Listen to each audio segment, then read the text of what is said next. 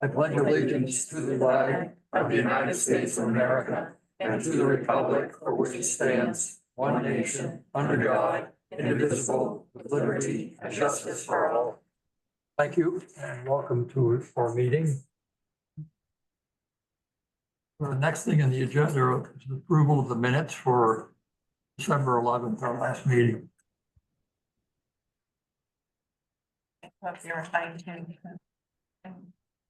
Make a motion to approve the minutes from December 11th. Second. So there's a motion by Chris, second by Mark to approve the minutes of December 11th. All those in favor? Ken says, Thank you. Next are department reports, and there's. Oh, can I go first? Good evening. Sure you're all aware of the tragic events that occurred on Monday night with Lieutenant Westland. I will tell you that tonight he called Olivia and he's concerned about his equipment that was in the cruiser and making sure that it was all appropriately taken care of. So I texted him back and said, oh. As you know, the cruiser is a total loss. All the equipment in it's total loss. We're real fortunate that Dana is still alive. And his son. His son. Absolutely. The ADA on scene is. You're okay. It's just the Zoom is behind you, so I have to pay attention to that. I apologize for interrupting.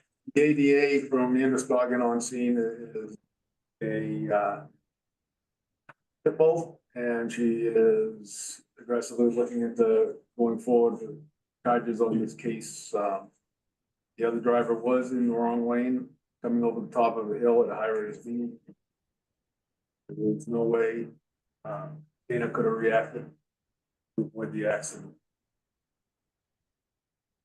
That being said, I'm going to do everything within my power and my responsibility to make sure that he and his family gets taken care of, that they get the benefits they deserve.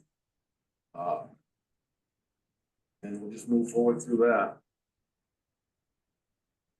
Any questions on? You want to mention the GoFundMe or the money that, if you don't want to, that's okay too. Yeah. A colleague that went through the academy with Dana, he is director of the law enforcement program down at Central Maine Community College. Matt Tiff started a GoFundMe page. As of an hour ago, they had raised almost $34,000 in the GoFundMe for Dana and his family. We are having on the 19th of this month a benefit dinner for Dana to try to raise some money as well. We're taking donations with the PD as well. Tommy Newhall, I don't know if everybody here knows Tommy Newhall from Funeral Home in Winthrop Roberts. He is organizing this with Donna, and he is providing all the food for the event. We've had a couple of businesses in town and outside of town that have donated items to be raffled off in support of Dana as well. One being a firearm, another one being an ATV. So the community is rallying behind him. And the community is rallying behind Dana and family, and truly appreciate it. you might have said this already, but how's his condition? He is, he's been through one surgery already he had 3 breaks in his right arm. They did that yesterday. He's scheduled for another surgery tomorrow. He is presently calling and texting people and giving orders. And his son is okay? Son is fine, thank God, yes.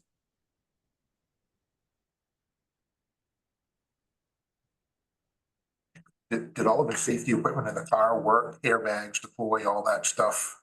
Yes. Thank goodness for the push bar on the front, right? The one that's mounted in the front of the Ford pickup. Exactly, that is now on the other vehicle. Yeah. Yeah, everything functioned in that the way it's supposed to. The cages in the car, did what they were designed to do. The roll bar, the cages, I mean, it did prevent,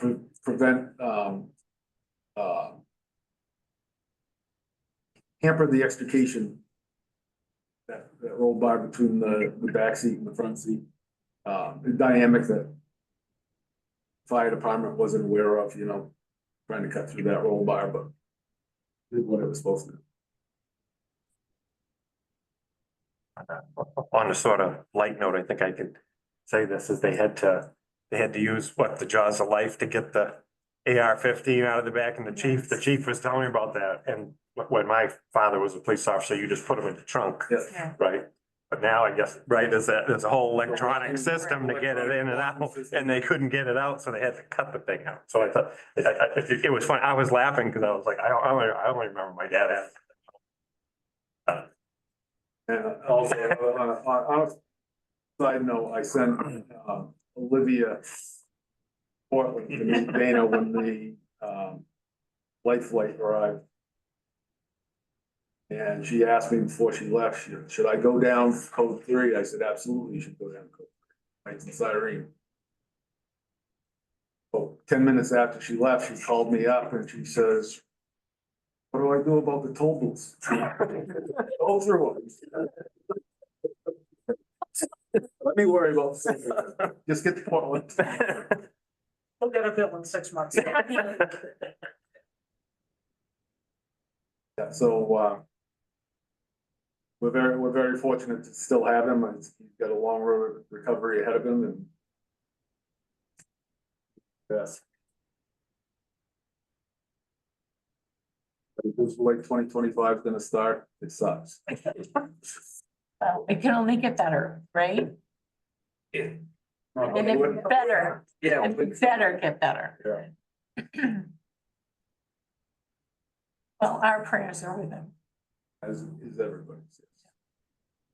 And tell them how 25 started in winter. Or No. Sorry. How the flood and PD and. Wow.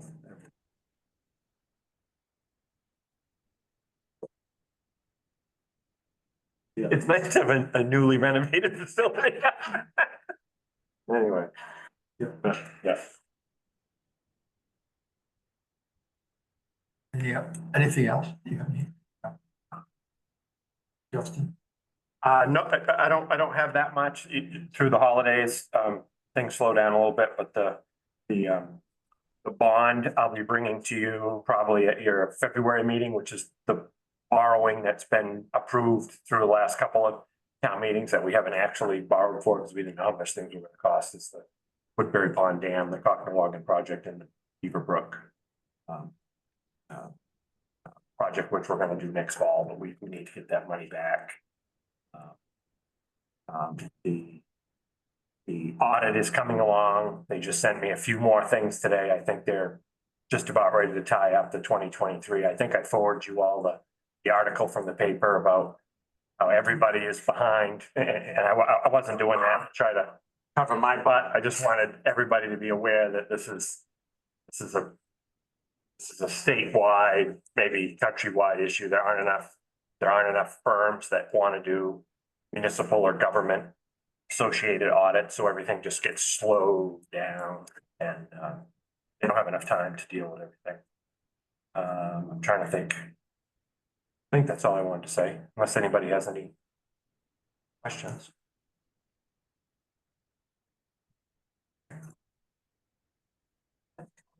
Tony's on there. Tony's on here, but he's just kind of monitoring He's monitoring. for the end, for when we do the labor negotiations, yeah. All right.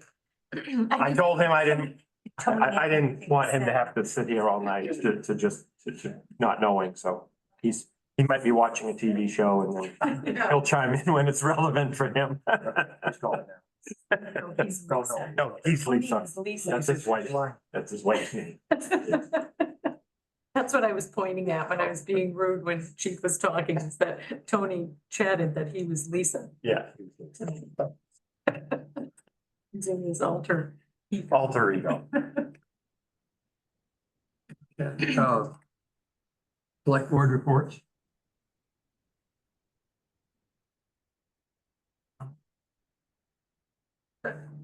Oh. But the only thing I can mention is the messenger, the Monmouth Messenger. Thought it was really Yeah. well done. Oh, yeah, I should have mentioned that too, but yeah, thank you for bringing that up. It's our first stab at it. Dennis made it look pretty. Everybody contributed to that. And if there's any feedback, it's the first one. We're open to any suggestions or changes that anybody has, but it's the first try to get more information out to the public in a different way. I thought it was just excellent. Yeah, I did too. We did a good job on it. Really. Very nice. Yeah. Those will be quarterly. There'll be one basically in April. It'll be sort of timely for the election, for the town meeting and all that. So we'll be able to put the warrant information in there and explanations about what the budget priorities, whatever you guys decide, whatever those are at that time. So that's kind of the hope. Just give people another opportunity to know what's going on in town without having to sit here.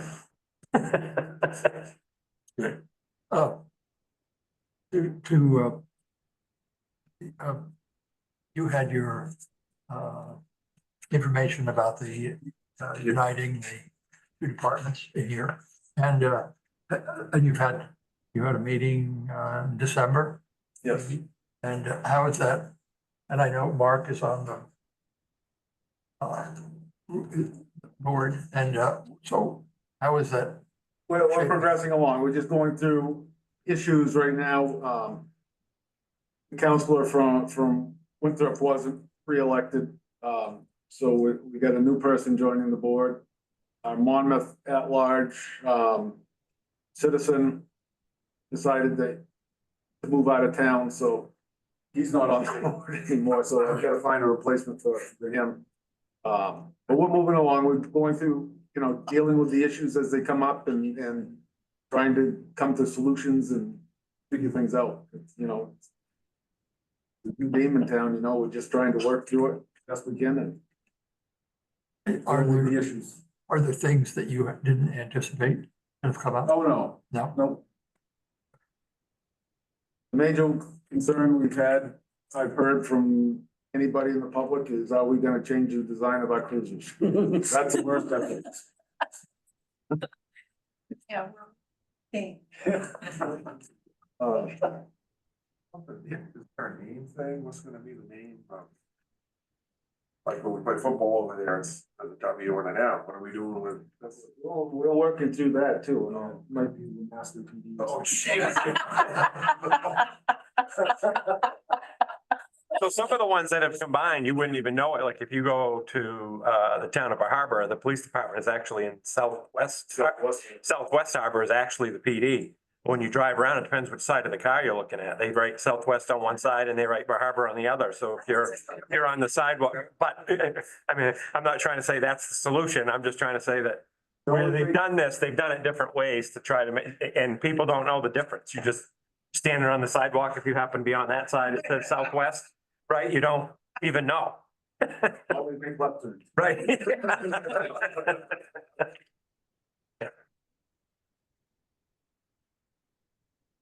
It's going very well. The chief has put together, he has a plan for us to work through the issue. Some of it we'll talk about later when we're doing labor negotiations about what some of those issues are. But he has a plan. We're trying to be very open with the public about what it is. That's why we're trying to get that message out everywhere. So if people do have concerns, that they can come and express those concerns if they don't want to or whatever. Try to make it a very open public process. And I know the chief is very committed to that, making sure that everybody knows what we're getting ourselves into, if that is the ultimate choice of both towns. Thank you. Okay, sure. Then on to public comment.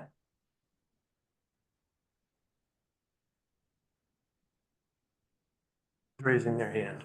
I think you're all. Okay, on to discuss the TIF credit enhancement agreement request from Hillcrest Estates project. Hey, how we doing? My name is Joe Kroll. I'm with A&O Properties. I'll hand these out so everybody has a copy of them. So you've already got yours. So I'm sorry, your name is? Joe Kroll, A&O Properties. So what we've done is, as you guys have probably noticed, we purchased the land over off of Main Street that connects to Academy Street and also off of 202. It's already an approved subdivision from the late nineties. It started out with the development of Main Street, and this is actually a section that was undeveloped from the existing subdivision. At this point in time, it's 9 lots. What we're looking at doing is we've already started building the infrastructure where it's a approved subdivision. It came with the approval for all the lots and an engineered road and stormwater treatment for the existing subdivision. So we've gone ahead and we've started with the road installation there. We're gonna bring city sewer and city water up through there. We've been working with the town and both the sewer district and the water district since May to make this all happen, letting them know our plans through purchase and stuff like that, and then coordinating the installation now. So we've already started the first phase of installation up to the first house that we're building on lot 15, getting everything up to subgrade. What we're looking at doing is we're looking at filing an amendment to expand on the second page. You'll see that we've got 15 lots, is what we'd like to round out the neighborhood to. That's obviously, this is something that we've had discussion with the town with the whole time along. Paul Roop is doing the survey for it. He did the original survey, so obviously he's been a huge asset in this process with he was the one who had the file of the original subdivision with the stormwater runoff, the road and everything, and so he was able to bring that to me. And so he's already given the rough design for what the expansion would look like to 15 lots. What we're looking at doing there is our biggest thing is we don't want to just build houses and throw out houses. What we want to do is we want to build a community. This is a prime opportunity where it is a wraparound road where it's not just going to be a dead end. It has an entrance and an exit on Academy Street as well as on Main Street. I talked to Tony roughly because we have not done the Academy Street end, but he's aware we're coming out on that end. We already got our permits and stuff from the state of Maine for Main Street because obviously that's a state road. That's why we started our construction. But like I said, the biggest thing is building a community. We don't want to we'd like to build nice stuff. Everything we've done in the past has always been nicer, nice floors, nice granite, nice kitchens and stuff like that. And that's what we want. We want to pass off nice homes to families, but we want to make an affordable neighborhood and make a community. What we're asking for is to have this subdivision, in particular, just this subdivision pulled out and put into an affordable housing TIF. That way it can help us build affordable houses in there. What we're looking at doing is out of the 15 houses, we're looking at doing 8 of them with the Maine State Housing Program. We're putting our application in next week for the affordable housing program. What that does is that caps the amount that we're allowed to sell houses at, puts certain stipulations on them. One thing that they're pushing now is green energy. So there's no fossil fuels allowed. It's all got to be prepped for solar. It's got to be prepped for car chargers. It's got to be prepped for everything. And like I said, it has stipulations as far as price points where we can sell it. What it is it's a way for younger people and Mainers to be able to afford houses in Maine with the booming market that we've had. So what it does within Kennebec County is it caps the sale prices at $355,000. But it also is not open to everybody. It's only open to certain people with a cap of their household income. What this does by doing half of it as the affordable housing and half as market housing, again, is it builds a community. It gives the opportunity for it to be a mixture of all kinds of different people. The houses we're going to be building with the affordable program are 1,200 square foot houses, 3-bedroom, 2-bath. They're either going to be on a slab with an attached garage or they're going to be on a basement with a garage. So that way there's storage. What we're focused on and doing with this is making sure that people can buy these houses utilizing this program and be able to have them be forever houses. Because that's one thing that's happened in Maine with the market boom is there a lot of people that, you know, don't have the benefit of saying, all right, this is just a stepping stone. This is the first house. We're gonna move on from here. It's big enough for us currently, but as our family grows, we're gonna need more space. By us doing these 3-bedroom, 2-bath houses, we're already providing a family with the space to grow and build into as they evolve. What it also does is with the older community, that the older population in the community, is it allows them to be able to still have smaller houses where they may not need the current house they're in, but it allows them to have smaller houses, but still space for grandkids and that type of thing. So again, what we're asking for is to pull out this specific subdivision for the affordable housing TIF, because our overall plan, the purchase of the property was 44 acres. And what we're going to be pursuing after we get this underway is doing a apartment complex off of the 202 side of the property, which we would still want to be using the commercial TIF that it is currently zoned. So that's why we're asking for just this specific subdivision property to be pulled out and put in the affordable housing.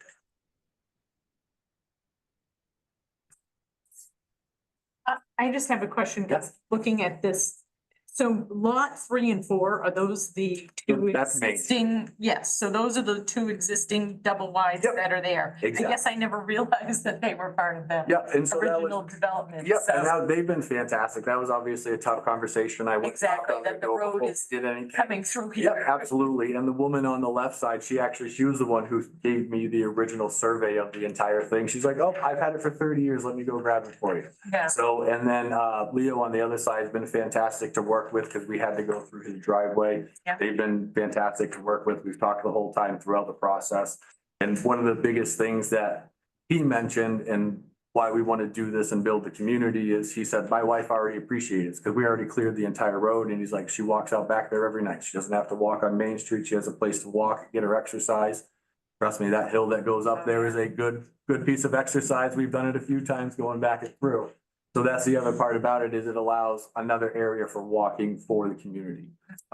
Separate from this, with the other 44 acres, I've already had discussions with Chad as far as the snowmobile trail goes through there, continuing that access.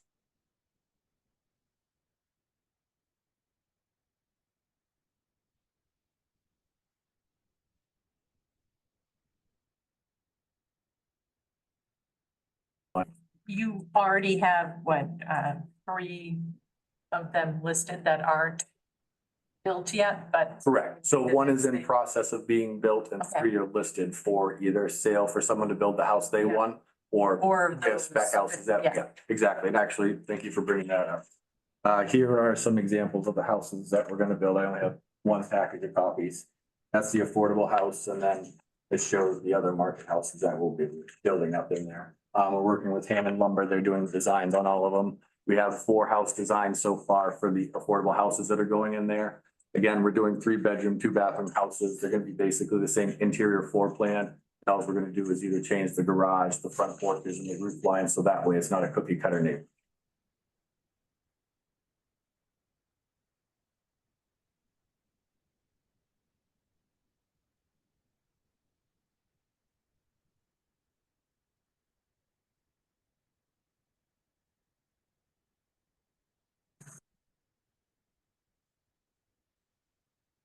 Then a little bit probably. So myself, I'm 20 years master electrician, 10+ years building houses in central Maine. I'm from West Gardner. We've done half a dozen houses in West Gardner. This will be our first complete neighborhood, but this is what we've been working for. Again, we've done it on an individual basis, but we wanted to really find a place to stay and build for a long time within a community. The contractors that do all of our building, they've worked for McGee Construction Builders, they've worked for BH Builders before they went on their own. We have a tight group of contractors. The last house we built, the first nail to the people moving in was 4 months. Just to give you an idea of how we.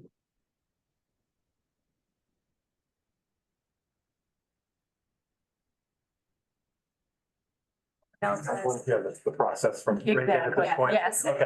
All right. And I'm Reagan Lauerfeld, I'm your economic development consultant here in Monmouth. And Joe came and presented to the Economic Development Committee in December around this project. And so I'm here to kind of talk about the logistics and the why we're moving this property out of one TIF and putting it into another TIF and answer any questions you have around that. So currently, the property in question is part of your Main Street Omnibus TIF district, which is a municipal TIF district designed for economic development business activity. Joe is doing affordable housing units and working through Maine State Housing for a particular funding program that helps. Part of the scoring system includes the buy-in from the town, and the way that the town shows its buy-in is by providing affordable housing TIF districts and credit enhancement agreements to a developer. It's kind of the signal that they have that the town is in favor of this and supportive of the project.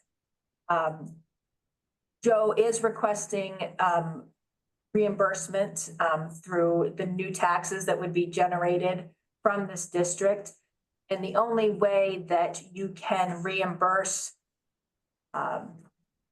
new taxes from affordable housing, single-family homes that you're selling off, is if those homes are in an affordable housing TIF district. So we are faced with the issue of amending our Main Street Omnibus TIF district, removing this property where he's proposed to put the housing lots, and creating a new affordable housing TIF district, which would allow for him to get a credit enhancement agreement from the town.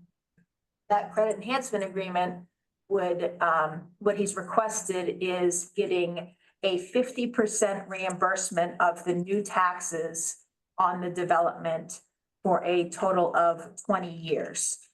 And which is a pretty standard credit enhancement agreement reimbursement.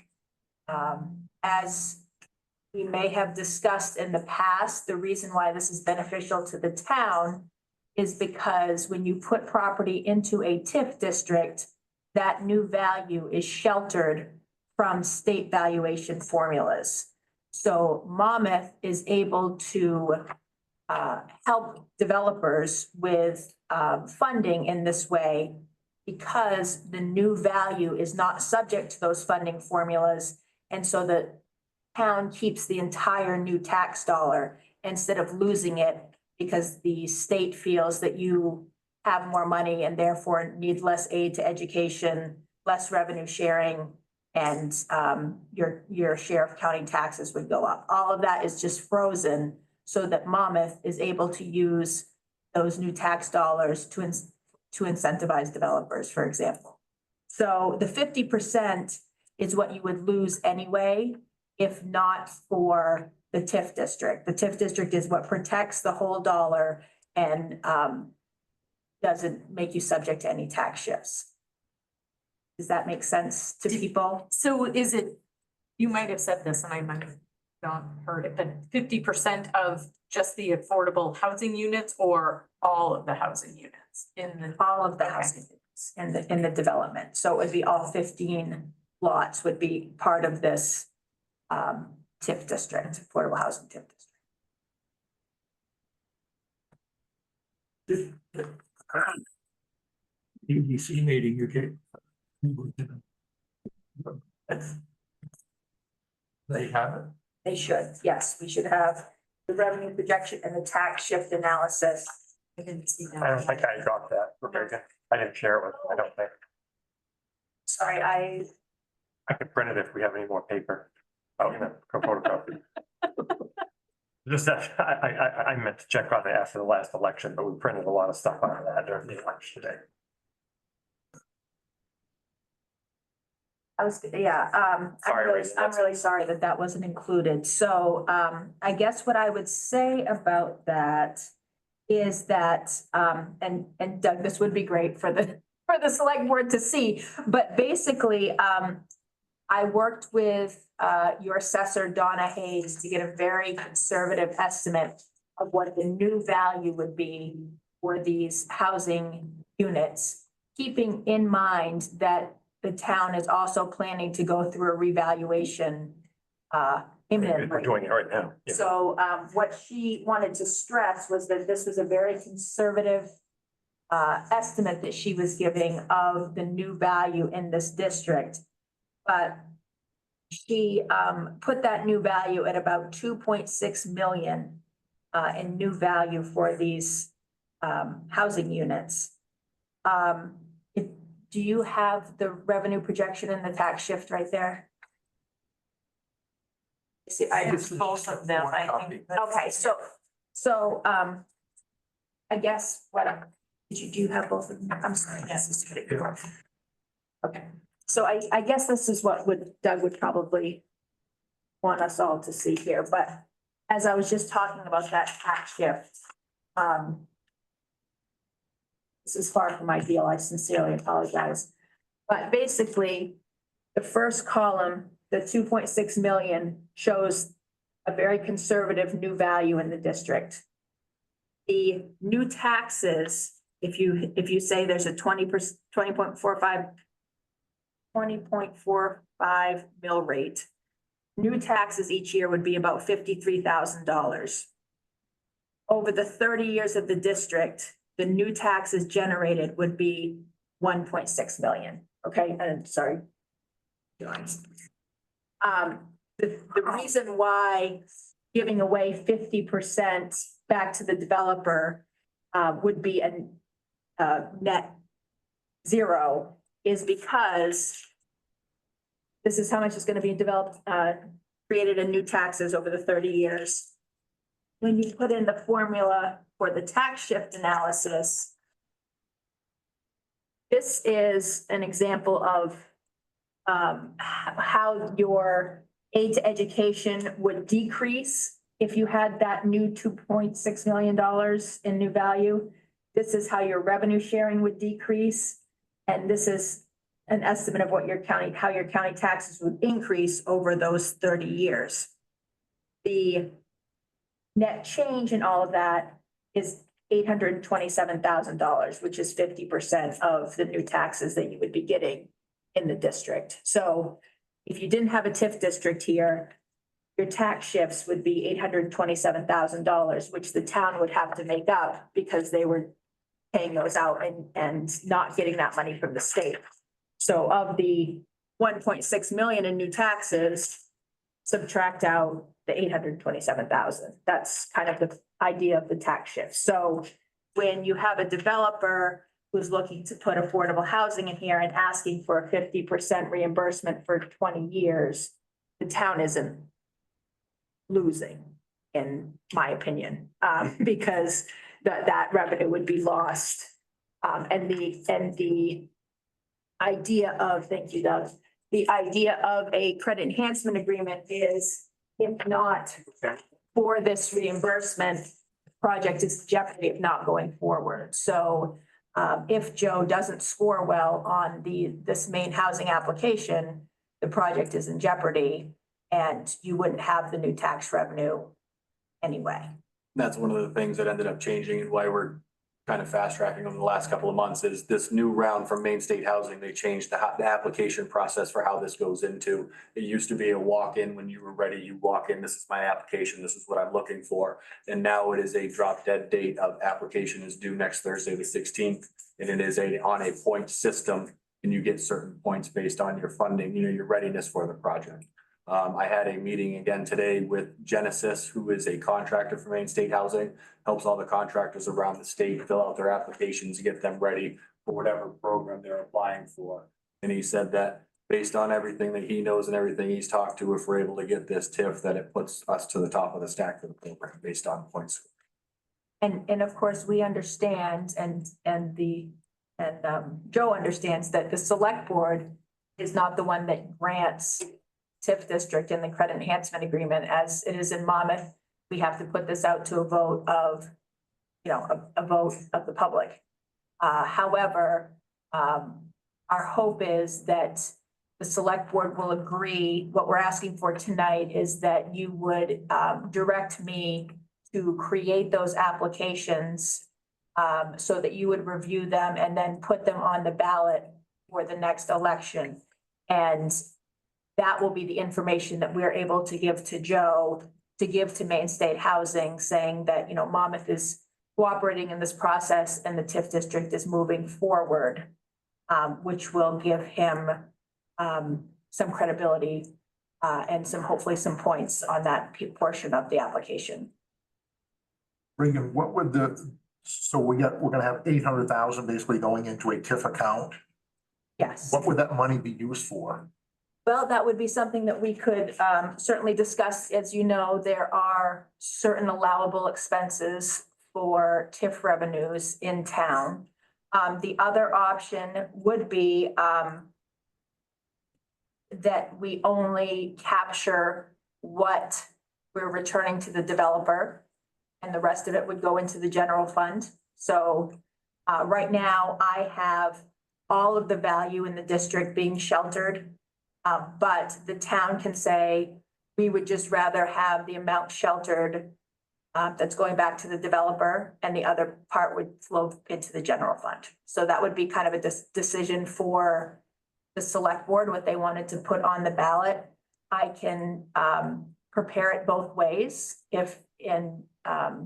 bring it to you when I'm done, and you can make a decision how you would want those revenues to go, but And I'm not an expert in the housing TIFs, but I assume they operate the same way. So you could, just like you said, you could either have it fall in the general fund, or I believe we could probably also port it into the downtown TIF, whatever the municipal retention part is. They call it a cascade or a waterfall provision. We have a bunch of, when I worked in Bath, we did that all the time. We had TIFs that were on the other side of town that waterfalled into the TIFs that we wanted, so that we could use it in our downtown district. So we could explore that too, if that's something you want to do. financing the sidewalk. You know, to continue to put money in sidewalk projects. So there are a lot of options, I think. She's just gonna need some direction on what it is you want to do. Well, first, I think the first question is, do you support the initiative here? The rest of that is kind of our details that don't have anything to do with Joe. Does that make sense? Or if you have any, I mean, I just threw a lot at you, very technical stuff, and we don't see a whole lot of TIF districts. So if people have clarifying questions, I can go over it again. Any questions people have? I do have a question. What happens, you know, if you sell lot 8, a new owner? So lot 8 would be it's not one of the affordable houses. It's a market. So lot 8 is a market house, so that can change hand at any point. So that's the plan, is we're gonna build the whole neighborhood. So we plan on selling the lots and either building what people want to build or building houses to sell. So the new owner would get a bill from the town for the value of the property, right? The tax- They'll still have a full tax, And how does the TIF reflect that? so that would be. Right, so the new value of that tax bill would be part of the TIF district value. And So the money that taxpayer pays, 50% of it go to the developer? right, and of course, the property has some base value right now. And so it's only the new value on that property. So that would be your assessor differentiating what the base value of that property was without a house on it and a road, without a house and a road, and then value after the development is put in. And that's the main reason for requesting the TIF reclassification, is because of putting in the public sewer and water. That's all our costs. That's nothing that the water district or the sewer district is helping us with. That's something we're doing. It provides a nice neighborhood. We're doing all underground power and fiber to all the houses. So it's helping with the infrastructure build out to be able to make it a nice neighborhood with those public.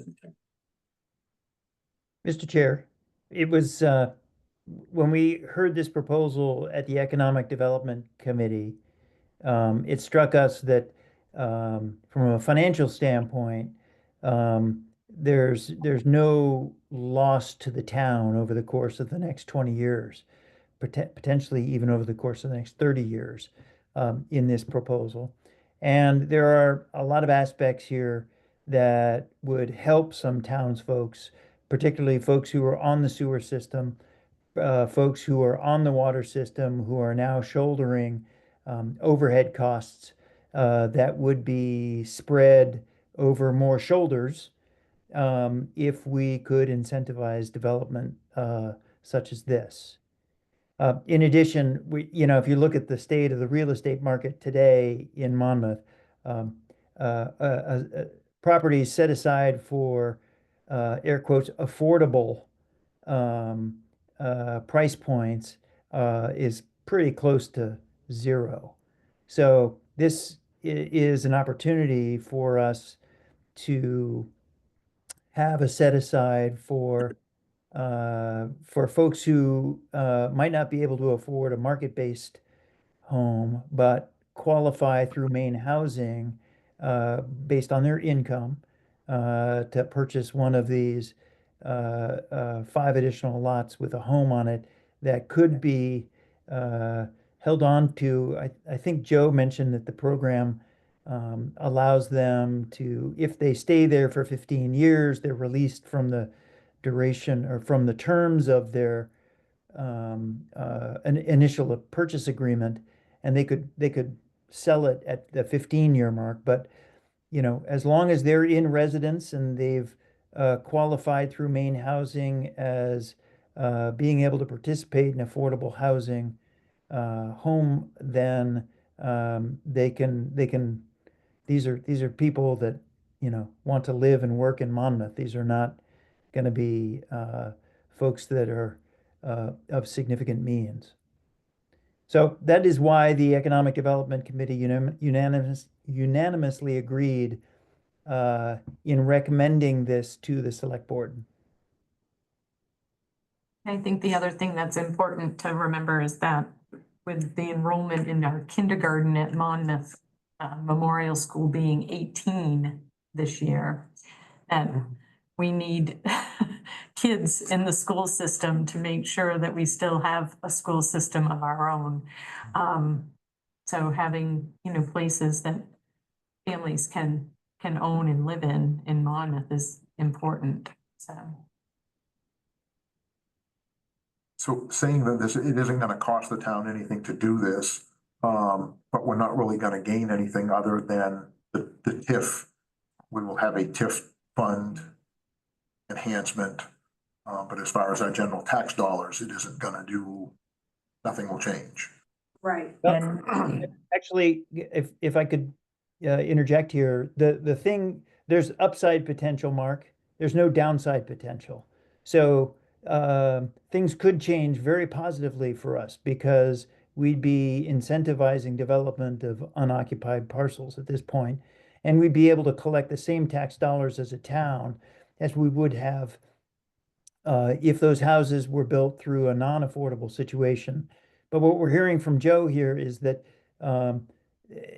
in order for him to make them affordable, he needs to get special financing through Maine Housing.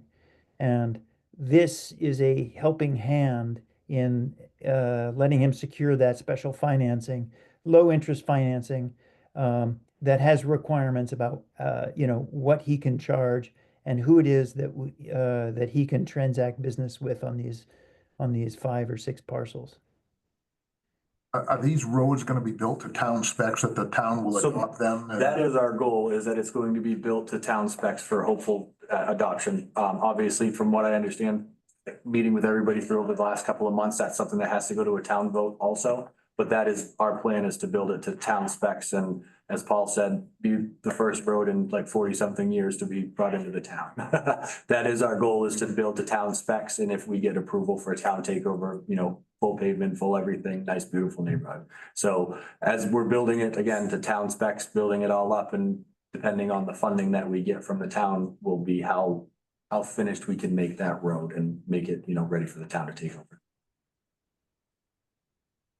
So if the town takes over the road, we now have an obligation from Public Works to plow it, sand it, maintain it in the future. So now we're not taking in any new tax revenue, but we're spending. They're gonna depend on police services, fire services, and Public Works. They're gonna use a transfer station. We're not gaining any more money from it. But we're sheltering money because if all of those new houses were assessed and valued, and that value goes on our total assessment that goes to the state, it will affect our revenue sharing. It'll affect what our population in terms of what we receive for school funding, and all those things. So there's more upside than there is downside. I mean, essentially, it's a wash. I mean, it's Right. really a wash. I mean, it's no matter, but Yeah. as it goes forward, you know, yes, we'd have to plow the road, but you know, we have essentially an abutter here, a neighbor in the neighborhood, you know, but for me to think about where development is supposed to happen, I think the Main Street corridor is where, in my mind's eye, in my vision of things, where it's supposed to happen, as opposed to, you know, on top of the Ridge Road or out on Fish Hatchery or my backyard, you know, but. Would there be a road association until it's accepted? by the town? And it would be at the discretion, Yeah. it would be at the discretion of the town whether we decide to accept it or not. So Yes.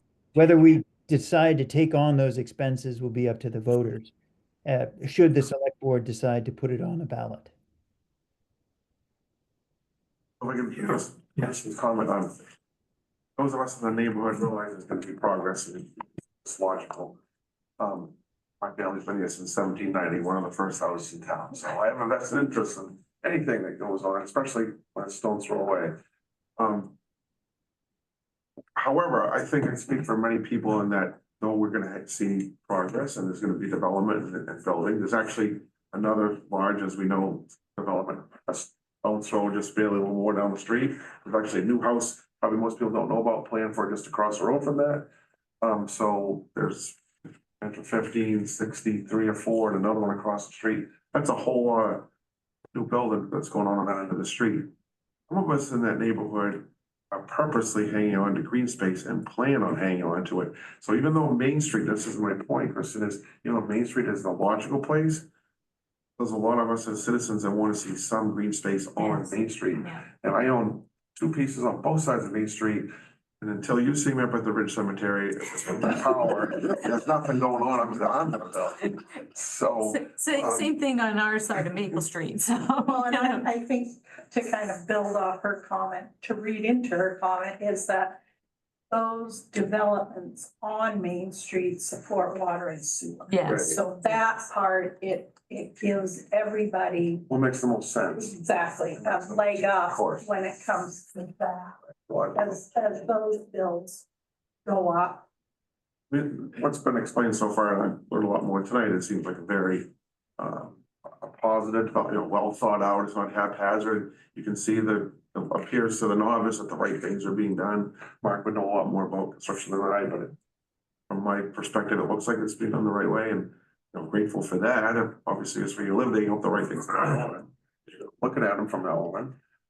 But I didn't really understand, I guess as I listened to you folks talk more about, so the market share values are, they're gonna pay taxes, but in the end, it's still a wash, Kristen? How it all I boils mean, down? that's how I perceive this, because if we didn't shelter it, we'd be giving it all to the state. Okay. But if Roger we, that. yeah, so, yeah, but if we shelter it, it comes into, you know, the general fund or wherever we decide where it's our money and it doesn't affect what the state assesses us for schools and county tax and all of that, so. The original, the reason that the original development failed, from what I recall, years ago, it was because school bus superintendent, advisor, and Cowansey Watershed came and said, that's gonna kill the town, we're gonna overwhelm the school, because they were talking about 100 units at one point on that very. From what I understand, they talked about putting a trailer park. That created Yeah. mass panic. And that's what stopped, was because they created a trailer park. And the school the school went up, well, it was Donnie Butterfield and said, you're gonna destroy the school and overwhelm it. And everyone said, yeah, that's true. And Cobb's Watershed, the runoff's gonna kill us. You know, we can't, so those two entities, I'm told, I was at the meeting, squashed all that. But so like, that's what comes back to what we're saying, this appears to be doing the right way, not. Yeah. Yeah, and again, and that's what we've been trying to do. Like I said, we've been talking to the town since April, I think, is when I first contacted Reagan and Justin about trying to do all of this. And we've been having discussions about, you know, what it would take to facilitate this project. And again, with the Main Street thing, one of the things I like about it, sorry, I didn't know you were abutting. Nice to meet you. But it's that it's on Main Street. It's right by that corridor, accessible to all the cities, but it's still its own neighborhood. It's not right there. Like the other one that's a stone's throw away, you're gonna see however many houses as you drive by. Whereas this is a new road and you might look up and see one or two, right? All the other ones are tucked in a field. It's not anything that's gonna be visible to everybody driving by. You know, you might see one or two houses. Off of Academy Both ways. or Main. And that's exactly. Versus off of 202. Right. Yep, exactly. It's And it's all, Sandy Drive? yep, Sandy Drive and it's Hillcrest Estates is the subdivision that's approved and. So- And even, you know, as you talk about apartment buildings, there's such a lack of that on this or not. Yep. Apartment. Yeah, and again, everybody I've talked to within the town has been fantastic to work with. Like I said, Paul and Dan from the Water District, obviously that's went through, but you know, everybody's been fantastic working through this. I've had a lot of positive interactions with the neighbors of the properties as I was putting in the road. Again, had discussions with them before I did it. Luckily, they all said they knew it might happen. And then just people throughout town that I happen to run into or know from Monmouth, it's all been positive reaction from everybody. And it's, you know, it makes it much easier from my side trying to move forward and push with this stuff. And that's also one of the reasons why we started the purchase process in May. And it was a little bit of a dragged out process and we pushed through and mustered through and purchased in September because again, the potential of the property, the town of Monmouth, I think is just a total package really for I everybody. think probably the biggest pushback you'll get is that you stop traffic because you had lights out there. Yeah. People had to wait for a light. Yeah, that should be the one and only time. So you would like us to tell you to develop this? Yeah, so. We need a motion and all that fun stuff. Yes, she needs, yes, I think for, right, Reagan, correct me if I'm wrong, but he needs something on the record that he can submit with his application that says that you folks are either, if you're in favor of it. I think a motion and a vote from you is gonna be much stronger than, you know, me or Reagan just calling him and saying, oh, yeah, they're big. And that's the one thing, sorry to interrupt. Right, no, that's, Maine State Housing did change their process. That is one thing that they have allowed, knowing that towns can't quickly do these TIF things, that as long as the town presents a letter saying we approve of this project that's going through, this is what we're working for, and this is the date that we're gonna be moving to town vote, then it counts as, you know, having it for my application that goes in on Thursday. probably the motion would be to authorize me to send a letter of support on behalf of the town. Probably, if that's what you're trying to do, that's what I would suggest you do, and I can write one. Okay, so I make a motion that we give Justin the ability to write an approval for creating a TIF credit enhancement agreement for Hillcrest Estates project. May we make a point of order? The agenda item says that we are discussing a town. So we're going beyond the discussion. It's true, that's what I put on there. The events have been kind of fluid here. We're trying to figure out what it was that we needed from Maine State Housing. When is your application due? He needs it like next week. Yeah, 16. Well, I'll second the motion. So there is a motion to, Regan's gonna, I'm wondering if it would be helpful to put the terms that are being considered. Would that be helpful? I think so, just that, and that, you know, the town is preparing an application that includes these terms Okay, for the developer. so whether we'd want to retain the non-credit enhancement part in then TIF, That would or matter. that doesn't matter? No, just the 50%. For 20 years. DEA. Okay, so that needs to be in Justin's letter. I just think, I think it would show that, you know, that this is actually a substantive, you know, as a credit enhancement agreement. Do you need me to amend my motion? And then we're gonna send it to the town for approval. It will have to go to the town meeting in June. So could we also include that piece in the motion as well, which is that we have an intent to send this to the town meeting in June for voter approval? So I amend my initial motion that this will be going on the warrant in June for town approval 50% with for 20. 50% for 20 years. For the credit enhancement agreement. Well, I'll second the amended motion.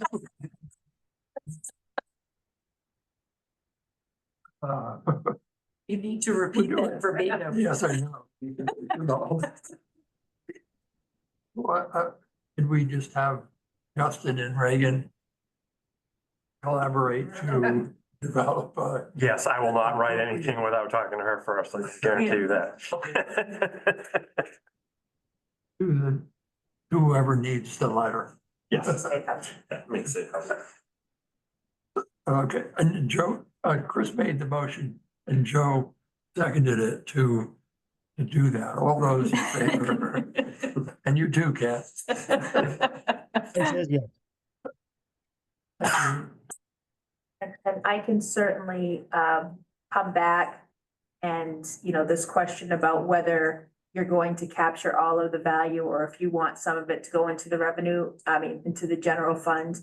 Maybe Justin and I can talk about what expenditures the town already has committed, like the sidewalks, for example, and whether these funds would be better sheltered and put towards that or put towards the general fund. We can kind of better discuss that so that I can create the application the way that you think is best. Which would be most, I mean, you can't say which would be most advantageous to the town. Well, I mean, there's advantages for both, you know, if we have expenditures that the TIF district or the TIF revenues can pay for,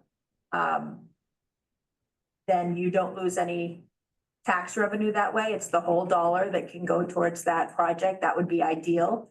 But I mean, there's some times where communities don't have, it's just, you know, that it's better served to have it in your general fund because you have more expenses on that side. So I think if we can kind of do an analysis and come back to you and that doesn't affect Joe's portion of this credit enhancement agreement, but it's really what you want to do with the other half of the fund. So you could do an analysis to see which would be most appropriate or advantageous. Yeah, we can just give you some ideas about where Yeah, we we can, think it would be best put. You don't have to decide that tonight. Yep, perfect. So we don't have to decide it tonight, but you know, one possibility, we're looking at the Main Street sidewalk project, which I think at a glance was somewhere in the ballpark of $2 to $3 million.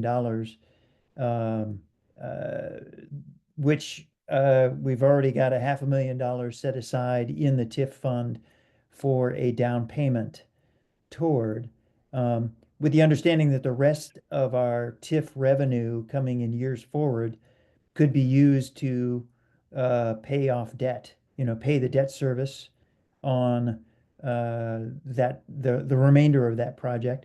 And I see no reason why we couldn't, if cascading of these funds is possible, why we couldn't cascade the funds in the same direction and just either use it as a debt service payment for that project or use it to pay down debt on that project because they're all related expenditures. right, and sorry. Well, throughout the whole comprehensive plan, discussion, what does everybody say is we need better sidewalks. And as somebody that walks every day, I don't use the sidewalks sometimes because I'll hurt myself. So they do definitely need to be improved. I mean, it's a godsend to have the one on Maple Street that's so wonderful now. And it's to be able to get that to happen on Maple Street and, folks that could walk off of this housing project down Academy to the new sidewalk on Academy Street and then use new sidewalks. I mean, it definitely will improve the look of downtown and it's so much more walkable. And all I was gonna say is oftentimes the language says something along the lines of up to. So the municipality, so you get the voters approve something up to, it could be up to 100, it could be up to 75% retention, whatever. This, through the budgeting process and on every warrant, you guys are authorized to make the decisions about what that money is used for. So if you decide at some point that, well, we've been capturing 85% and we don't need it, that you can lower that amount to 60 and let the rest fall into the general fund. Like that's your choice every year. So you get to kind of decide what that number is. So, but I think Reagan, we can talk about what we think. We just have to probably talk to Pine Tree Engineering and figure out if they can give us sort of an estimate on what we think the Main Street project's gonna cost now. I mean, the original estimates, right, were done basically pre-COVID. So they're probably twice or three times as much now. So we kind of have to kind of reorient and try to figure out, I mean, there's a number in your budget that shows what we've estimated for the TIF is going to be paying out. The current TIF is going to be paying out for that project, but at the moment, we don't really know what it's going to cost because DOT hasn't really engaged us yet. So, so there's still like kind of a lot of like kind of balls up in the air. So potentially it may be one of those questions that you put out that says, you know, that the town may retain up to 100%. But then when we actually find out when the project is built, we don't need all of that. So you can let some of it fall back into the general fund. Does that make sense? Yes. Okay. Yep. Thank you very much. Thank you That's very much. Thank you. great I'm still information. trying to wrap my brain around 355,000 housing. Right. Those 63 houses. Uh, well, I'm trying to watch it actually. But, Crazy. The market is gonna be, because they grew up.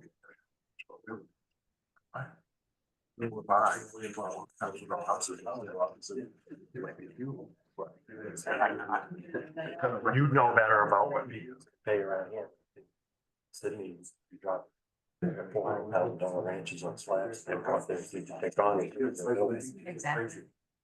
Nothing else to buy. That's right. I don't know how to pay. Yeah. People at work, right? You know, Just want to say one more thing. I appreciate Mark's comment, and I think it's important to remember, whenever we have anything that we think is gonna be impactful on services, all the police department, the fire department, rescue, that's always paramount, take into consideration. We need at least break even, because we do cost money to what we do. To be a fireman.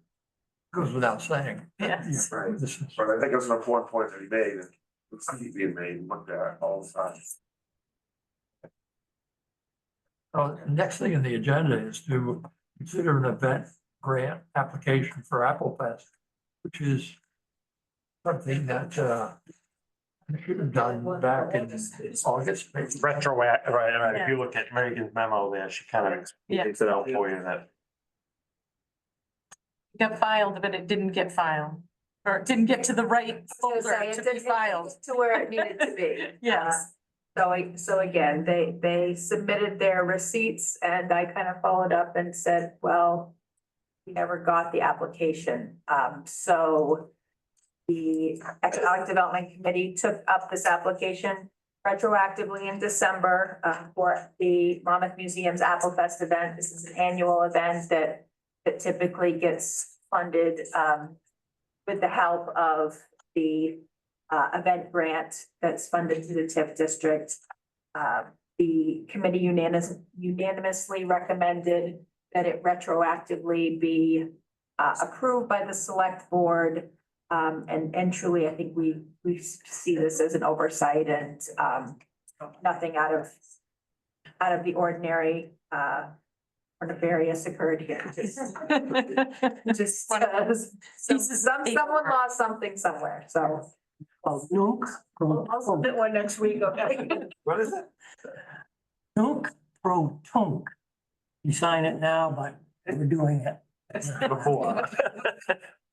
So I make the motion to approve the event grant application for Apple Fest. Second. There's a motion by Chris, second by Mark to approve the event grant application for Apple Fest. All those in favor? This is Nuke. Just Yes. comes as a what they send checks out. Sounds like that. If it's like, since it's now been approved, we'll put it on next warrant, so it would be right about your next meeting. 2 weeks. The one that we approved quite a while ago for Sonic Watch, they have not received any funds yet. They haven't gotten it. That was like a $7,000. Let me ask, because it might have just, You know, have you Treasurer. turned in their receipts yet? I haven't seen any receipts. As far as I know, I believe they were That was all a- turned in with the original that was a paperwork. roof replacement, is that what that was? Yep.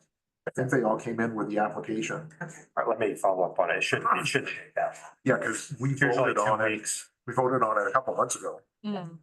Right, no, I didn't even realize it. Let me check on it. Next is to consider the TIF funding allocations budget for the next fiscal year. Guess this is me again, and then you won't have to hear from me anymore. Tonight. Tonight.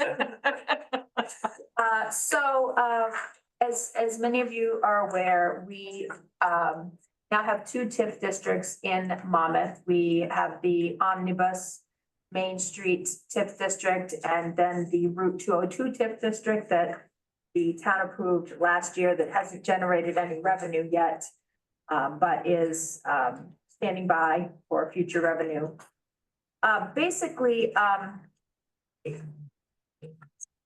asked Justin if we could start being a little more proactive in how we are tracking the funds that are used from TIF revenues and even perhaps plan ahead annually to figure out a budget for what expenditures the TIF revenues can kind of take off the plate of the town, and the general fund. So if we are using TIF revenues and we're not using general fund revenues. And so what the committee did is we went back for 2022, 23, and 24 and categorized the expenditures that have been used with TIF revenues for those past years, which is something that we do have to keep track of because each allowable expenditure for the TIF district has a maximum amount that the town can spend out of that line item. So if you're looking at that TIF expenditures by year, for example, number one, downtown area projects, property acquisition for economic development, including site work. The town at this point is allowed to spend up to $215,000 during the 30 years of that TIF district on that line item. That's what the town members approved. That's what they said was allowable when they passed that TIF district. And so that's the maximum amount that the town can spend out of that particular line item, unless the district is amended to increase that. And then the town members would need to approve that and say it's okay to spend up to $500,000, for example, on a particular line item. So for the purposes of the Economic Development Committee, we wanted this very clearly laid out so that we can make sure that we're not getting too close to the ceiling of what we're allowed to spend in a particular line item. If we do get close and the town sees that there is a need to increase that total allowable expenditure, we would want to make those adjustments in the TIF district. For example, right now, the way that it was set up, if you look at number 7, downtown area projects, we were tracking streetscape improvements and facade improvements separately, except that they are one line item. So when I amend this TIF district to take out the property that we were just talking about, I'm going to propose that we increase the total allowable expenditures for the downtown streetscape and facade improvements. Because for sidewalks, we have $41,000 coming out of the TIF revenues annually. Plus, when we have facade improvement projects, that also comes out of that line item. So that wasn't really realized until we started tracking the funds this way, and this is how we would like to continue doing that. So for the proposed budget for 2025, you can see what the committee came up with as proposals, and then just some notes about why we got to the number that we did for each proposed expenditure for this year. So I'm happy to answer any questions. I will say that the ideal use of TIF funds would be for something like number 2, with professional, administrative, and implementation costs in connection with the development program. The TIF district does allow us to take small portions of your, for example, Justin's salary and your assessor's salary for time that they're spending in conjunction with economic development in the TIF district.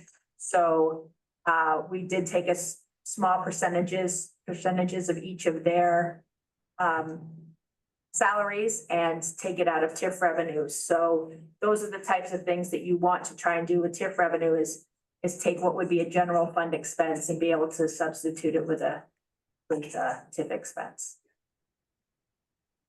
Yeah, that's always the most efficient use of TIF money is to do things you're gonna do anyway, but spend it through the TIF. Yeah. Right.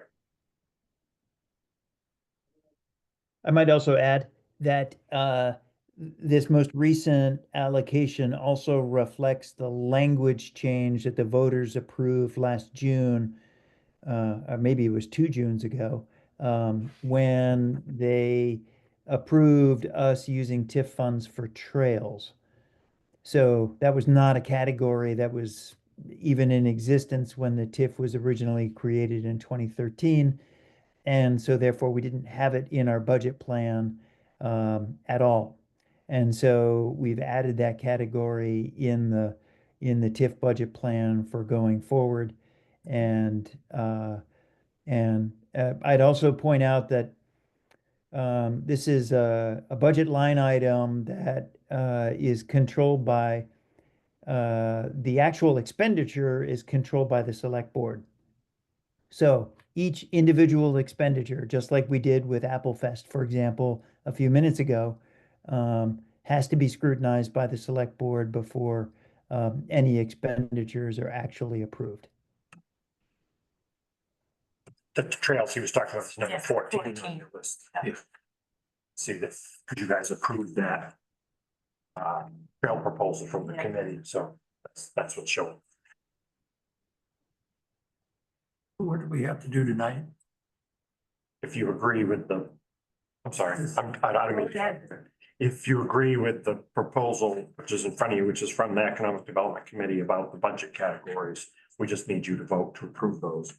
The town meeting authorizes you to create the TIF budget within the amount of money that is available on an annual basis. So you can change this anytime you want, really, but there should be a budget passed by you folks every year to affirm the amounts that should be in each of these categories and what's allowed to be expended. Is that fair, Reagan? Two things. What year of the TIF are we in? Of the 30? Tell you that in just a moment. And is the total allowable on this sheet what's left? Or what, is that what was originally put into that line? Because I don't see what's left. You have a proposed 425, but if 25 gets approved tonight, what's gonna be left in the total line? Right, yes, good question. We did not have the. Did you only go back to 22? Right, exactly. And some of these, we're not close in any of the total allowable at this point, but yes, we don't have those numbers yet, and I will we're working That to would get be, them. I would think that would be most helpful Well, of what's going to be expended, how much is actually left for, how many more years do we have this number before you have to change it? right, but I do understand where you're coming from, Dave. The total allowable is the amounts that were approved through the state for each of those categories. We don't know how much money the TIF's gonna generate because we don't know what the value in the property is through the 30 years So of we TIF. know now, if we're in year 20, we We would know how know. much we spent. You're correct. If some of these categories, but we've amended like the Main Street tip, I think Reagan's already amended twice since she's been here. So Okay, these, but we so the categories have moved. We'll So still have a number of what's left. we, He's just, well, not what's left because we don't know what it's gonna generate. If the mill rate went, say, I don't want to scare anybody, but if the mill rate went to 40 tomorrow on the same value of property, the tip would generate a lot more money and we wouldn't know what was in it. So Okay. I can take a stab. It's probably a bad way to phrase it, but I'm just trying to paint the picture. Just trying to put in my brain, how much is a tip that's a 30-year tip? How much is left in it? Oh, and how much we, it doesn't have to be. Dave, I might have a short answer for you. It's not gonna Okay. get you the detail that you want. But the TIF was created in 2013. It's currently 2025, so we're in year 12 of a 30-year TIF.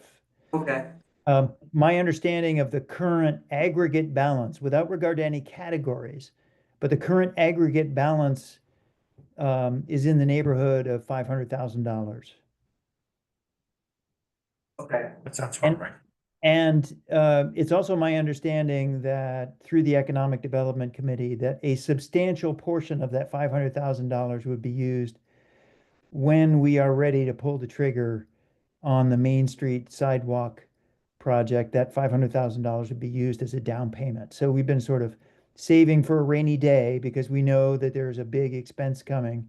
And we don't want to have to borrow more money than we need to pay more interest than we need to in order to finish that project. Okay.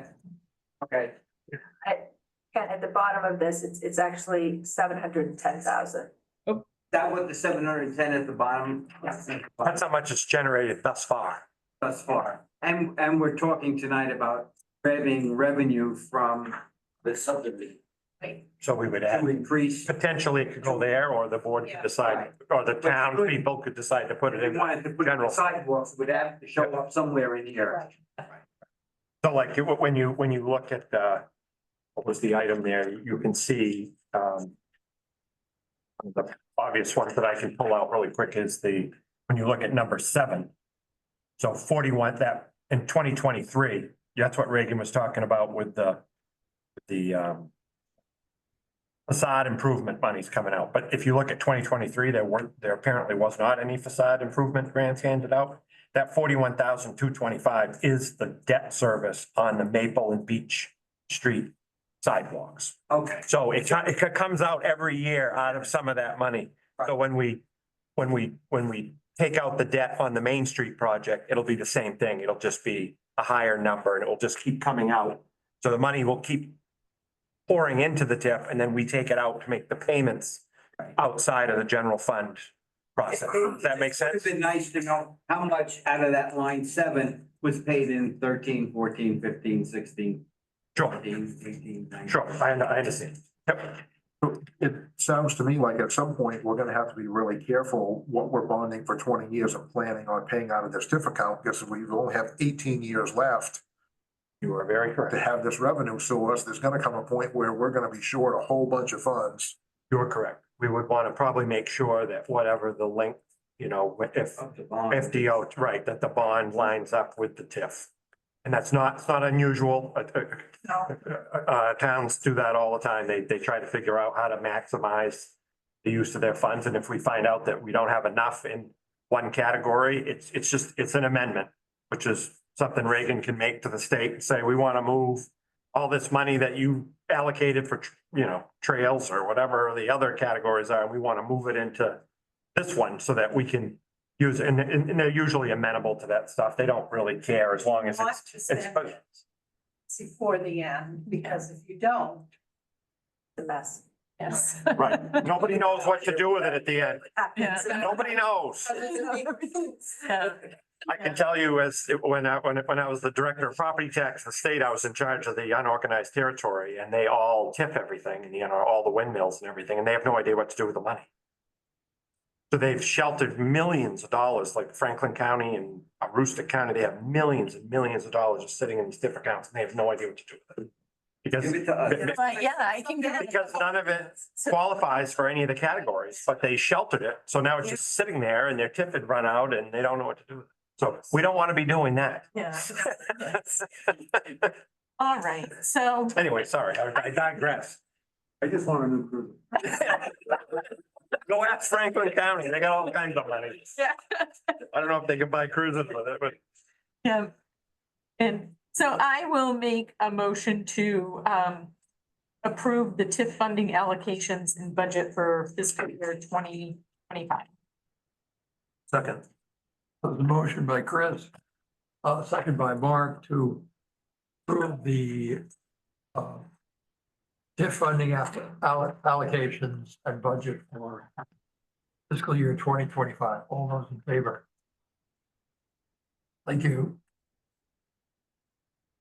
Reagan, you get to go home. I was gonna say, I'm. Have a good night. I'll see you if it's cold. Thanks. You have a remote starter? I do, but it's pretty. Oh. Leave your computer in the car open. They don't like that. Okay, On to the first draft of the budget for next year. okay, so I'm not sure how you want to go through this. I did mention in my email. So that if you printed it in color or if it's in gray and you see these orange, pinkish. I have more copies if anybody needs. Does everybody have one? One? Would you like one, Jeff? Well, mine's on grayscale, but I figure if it's highlighted in gray, it comes in a pretty color. Yeah, it meant that it was, Orange or tangerine. I know. some of them, we have to start our process. Obviously very early because of the way that we vote on our budget. So we have to be done in April. Most communities don't have to be done until June. We try to get the initial budget to you folks to try to get some feedback. But if you're looking at anything that's kind of like highlighted in gray or orange, those are numbers that are not, they're not solid. Like we either don't know, because we're just not there yet, or. So I'm not sure how you want to go through this thing.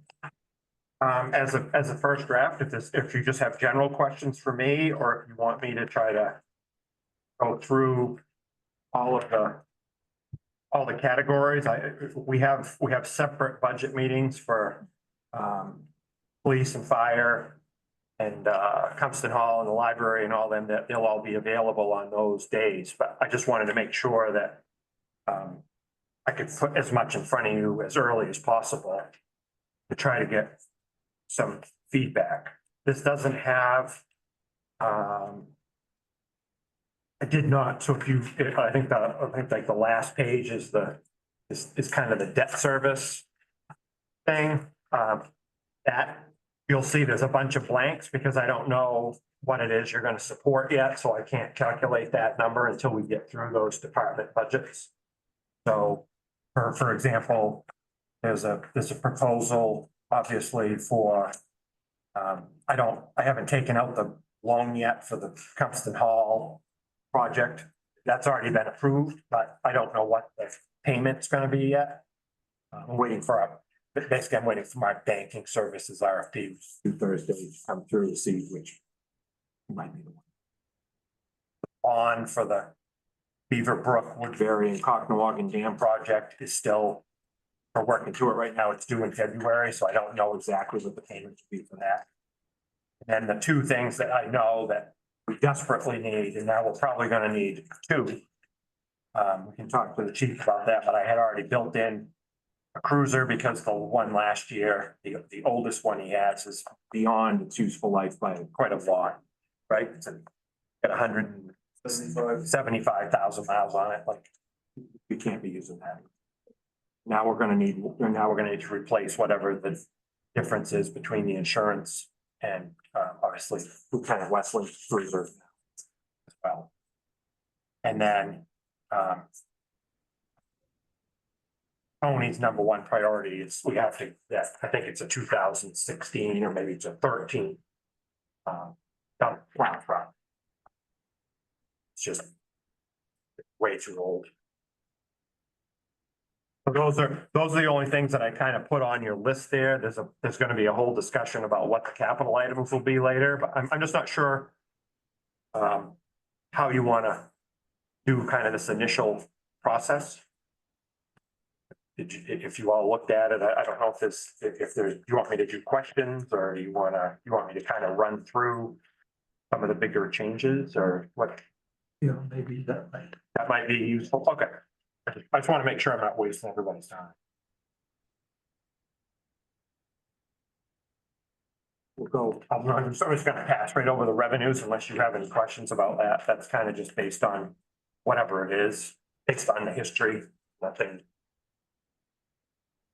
new there. Couple pages of like summaries.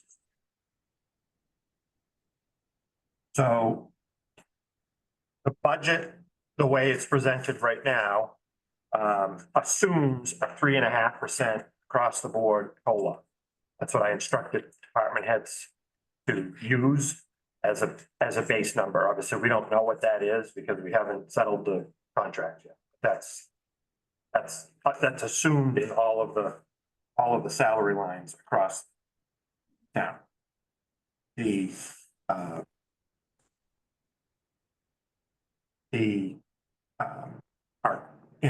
we're just going down through the administration, some of the bigger changes is postage and printing. We have to create so much more mail and printing due to it's sort of like a lag. I don't know if it's a lag or just, it's the new world order now after COVID. So many more people absentee vote, and that's great. But it does cost us a lot of money for people to absentee vote. We have to put them in envelopes, we have to print the ballots, we have to mail them to the voter, they mail it back. So there's a lot more cost associated with that process. In the software licenses line, there's a very large increase in there. That's because we're being forced to upgrade to our basic accounting program is SQL based, which means that it sits on our server in the town office and they will no longer support that. So we have to go to a web-based system, which means that we have to pay to upgrade that. It costs $3,000 to upgrade, and then now there'll be a cloud hosting, which means that it will be now on their server somewhere else. And that's a $3,000 a year increase, and that's just so that we can do the stuff that we're doing right now. It's not an enhancement, it's just something that we have to do.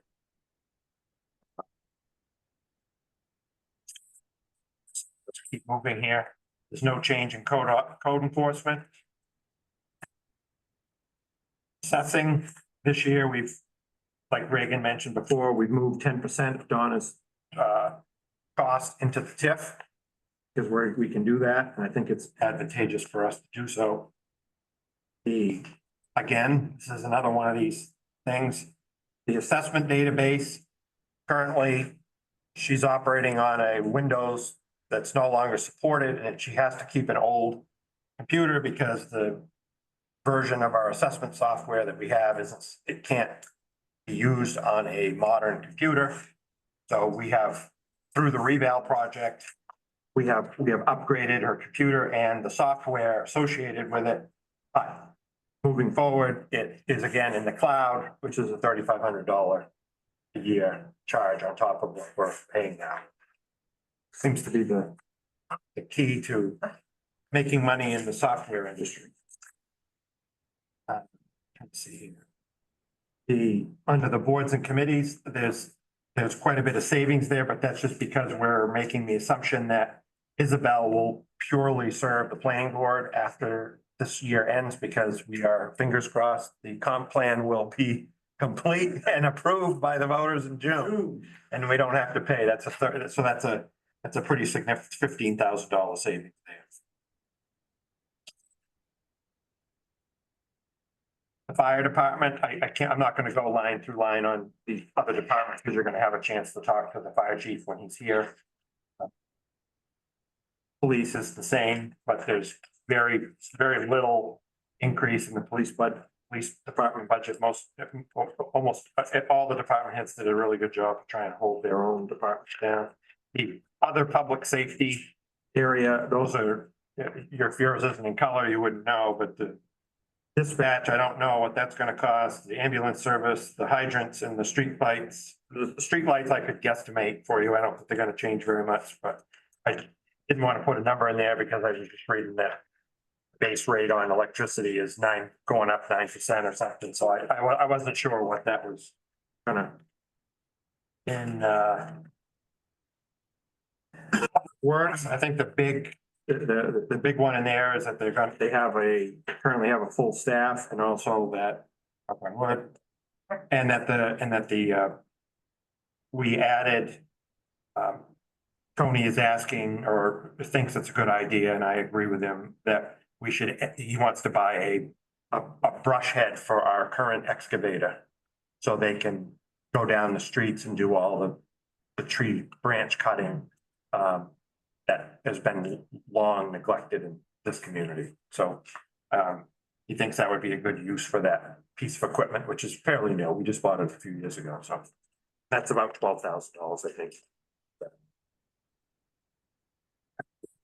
Let's think what else is. And then there's an increase in the sign budget. I think Tony said that when he was here. One day, I mean, you'll get to go through this with him, so you can ask questions of him later, but when he got here, he noticed a lot of our signs are out of compliance. They're not they don't have the reflective material like we have old stop signs that don't. When you put a headlight on it, it doesn't reflect. They're just not current standards, so I think he's looking for a little more.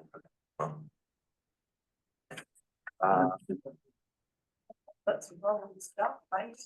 Transfer station, there's not a lot of changes there.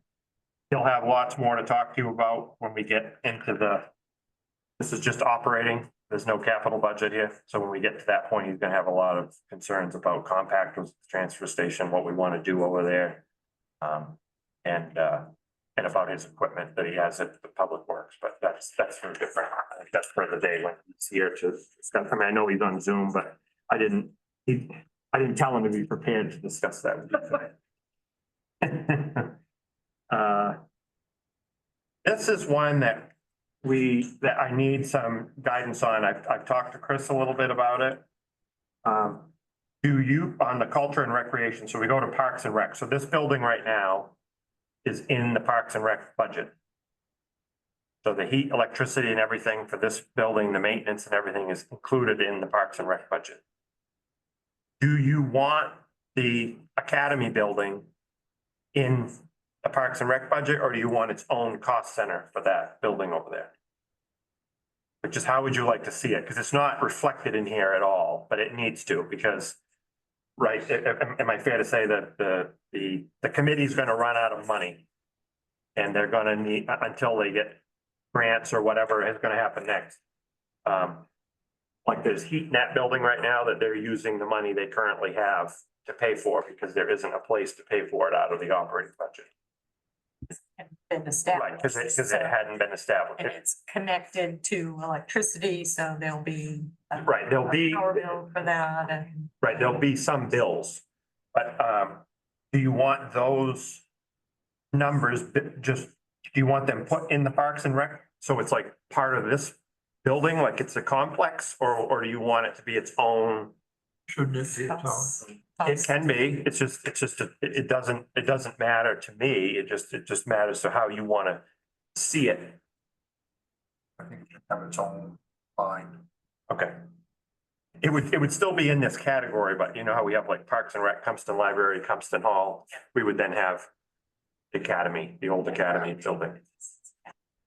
That's how you'd like to see it? Okay. So that's not included in here yet, but I'll work with the committee and the engineer or whoever to come up with what those numbers might look like.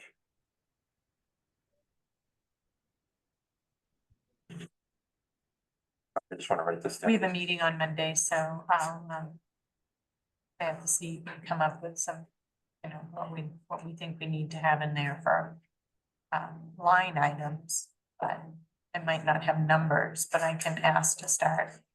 Right, that's fine. I mean, I can come up with some of them, like you know, we just got the heat in there like last month, so I can make a general estimate based on what the heat's costing. Based on what they've been filling up, I can come up with it. I can talk to Dawn and you too, Yeah. so we'll figure it out. Yeah.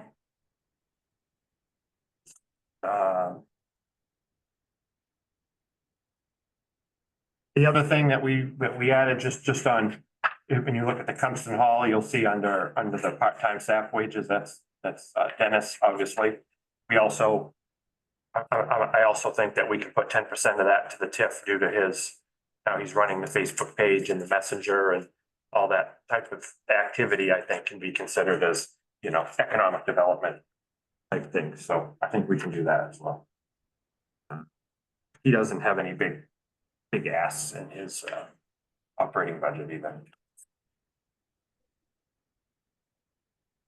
The outside organizations situation, we've gotten some of the requests, but not all of them, so that's why it looks so low. I don't put anything in here until I actually get a letter from people. They usually reach out and say, how do I request? And I say, I need a letter. So the ones that are in there, the ones that we either know or I've already received something, so that's why that's a little lower than last year. What page is that on? 14.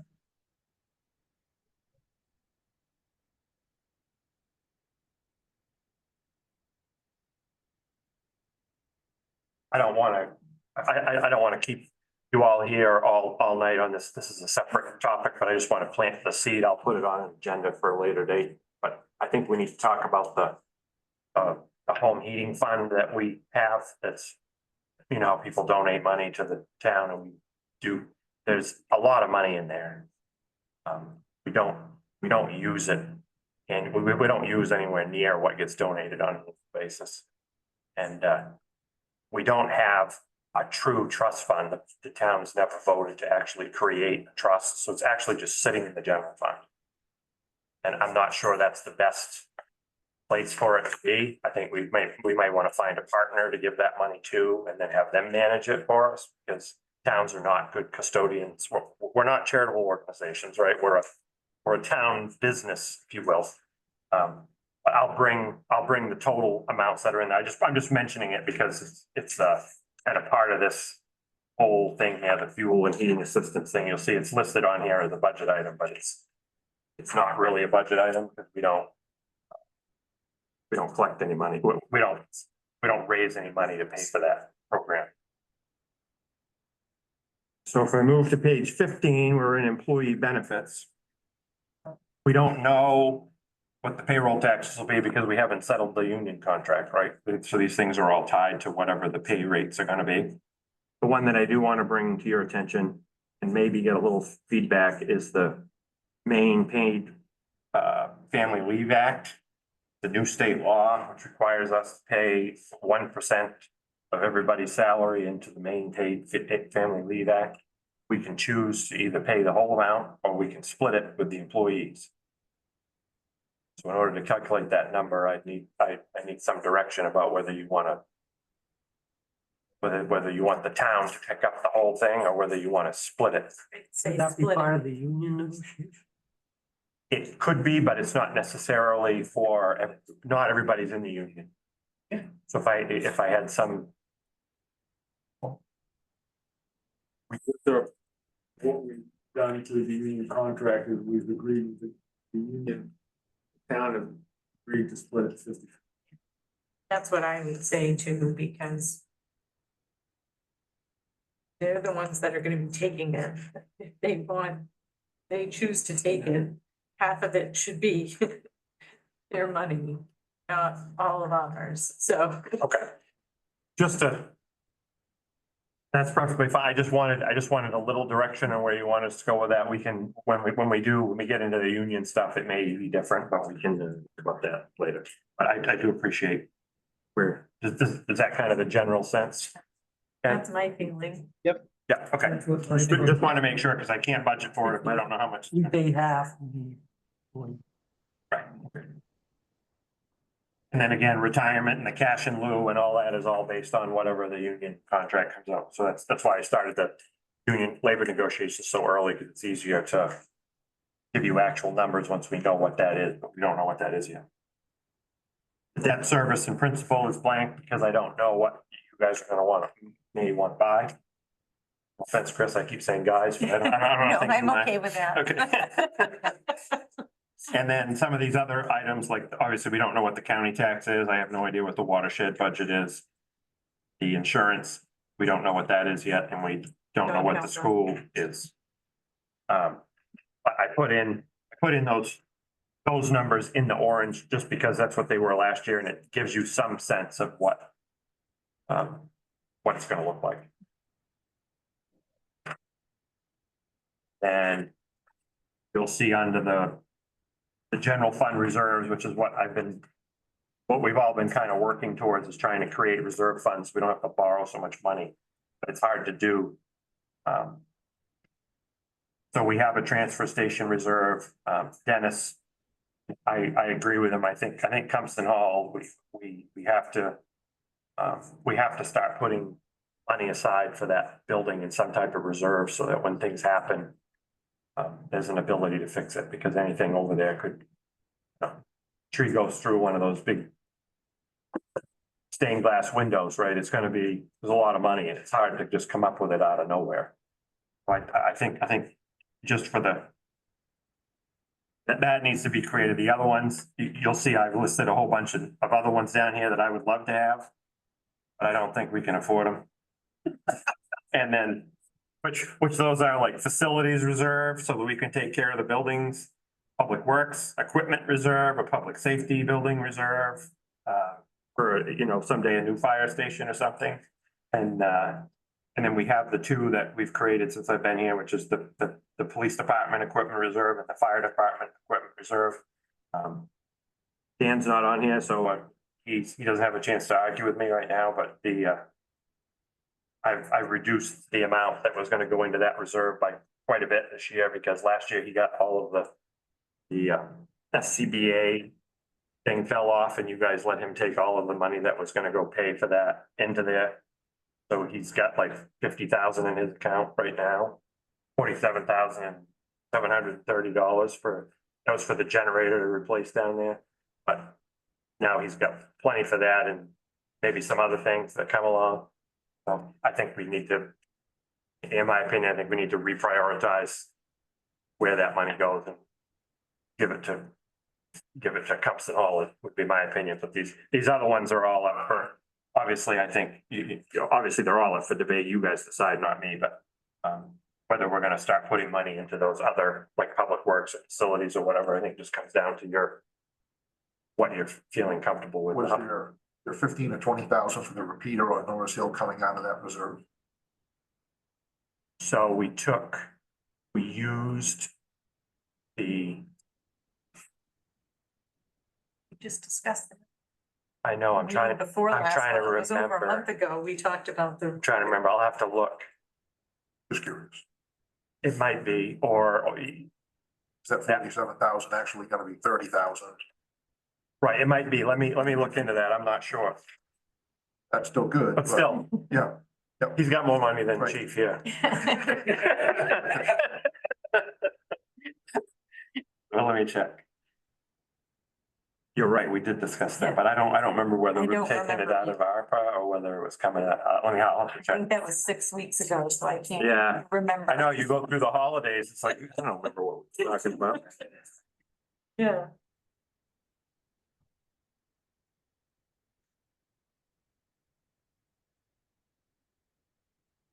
Something else. No, it That's a was good in the point. minute. Chief Roy reported on the maintenance and repairs of the fire department. He proposed replacing the repeater, and I think we told him to go ahead with it. That was. I think we did. I just don't remember if he was gonna take it out of his own budget or what. Remember where the money was coming from, yeah. Sure, like everybody else that has a budget, it will be. Justin said he was gonna. Picking up cans on the side of the road like Tony. Right. So I'm happy to ask any questions. This is obviously very preliminary. The next one is, for. Put it in my book. It's in the monitor, Oh, yeah, you might be able to get it before I can get it off the website, but it is on the website too, but the messenger, I'm not still, trying to think what the next was. so Public Works, no, 42nd. The 22nd is Public Works. Okay, so when we do that, I'll have the capital, you know, the 5 year, the. sorry, yeah, public safety, it's police, fire, ambulance. Okay. Ambulance, but So for the next meeting, I'll have the capital thing worked out. I obviously gotta have a discussion with Chief now because we're gonna have to figure out. Right, how much 2.5 cruises are or whatever, it's whatever. Right, Right? Huh? No, wait. right, yeah, you know what I mean? Because the other one still needs to be replaced, so. And how we figure that out, but I met with the, MMA Jester. They went down with the Legion today, so I should be getting a idea for the end of the week as to how much the payoff is going to be on that. okay, so we'll have an idea. What I don't know is whether we did a 3-year lease on that one. So I think we still owe money on that. That was a 2022. I think we may have just Paid paid it off. That's not a lot. Right, but we'll see, yeah, But I'll know from the adjuster before the end of the week exactly how much we're gonna get. okay, for that. Hopefully the other person's insurance, they have insurance. right, that would be nice if they had insurance. But who You have knows? insurance? Don't know yet if you have insurance. Well, there'd be, Me had the minimum access. well, there'd be the uninsured coverage. That as well. Yeah, but that comes out, then If they don't it have takes a hit on it. adequate coverage, you still have. Right, but they'll only give us the money for the value of whatever the car was worth. It's more, the new one's gonna be more expensive, right? Exactly. So we're gonna have to come up with that. So it'll be like a question that says, can we buy 2 cruises for 60,000 instead of 50 or whatever, you know, whatever, whatever it is. I mean, that would be the question to the voters, I guess. That makes sense. or Or whatever. bicycle unit. Horse. Yeah. Mounted. Say. Mounted at least. A little. You can do crowd control at the 4th of July. You used to have bike. Yes, we did. Okay, awesome. So is there anything else is there any feedback or, I mean, I know it's just it's really kind of a high overview that I just kind of went through. It's not, there isn't like a lot of detail there. We don't know all the answers, but is there any feedback that you want to give me or things you would like to see changed at this point? As we start, I mean, it's just It's- not yeah. until we start going through it with each department head, I think that really gets into the nuts and bolts. Okay. I just want to make sure that I give you any information that you need.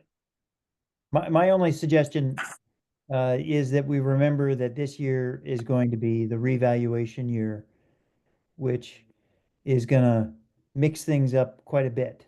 And that says to me that we'll have enough fires to fight with that issue alone, that we probably can't afford to be inviting a tremendous amount of new spending or new initiatives this year, that we sort of need to sit tight for a year, let's get through the revaluation process where a lot of taxpayers are gonna have questions. And I think Mark made a very interesting suggestion a few meetings back, which is to say, can we find a way to level fund things or maybe even nibble away at a few unnecessary expenditures and just sit tight for a year in terms of the finances of the town?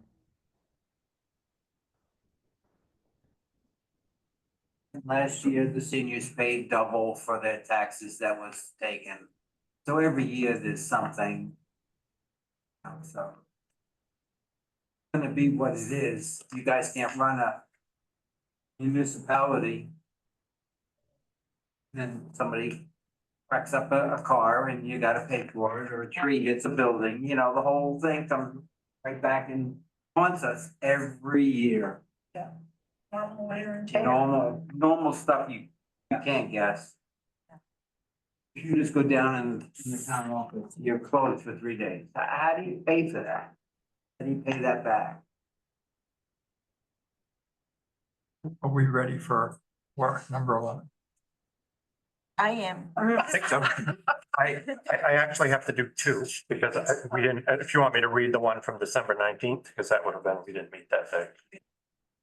Before we get to that, the biggest trash day of the year, the Saturday after Christmas.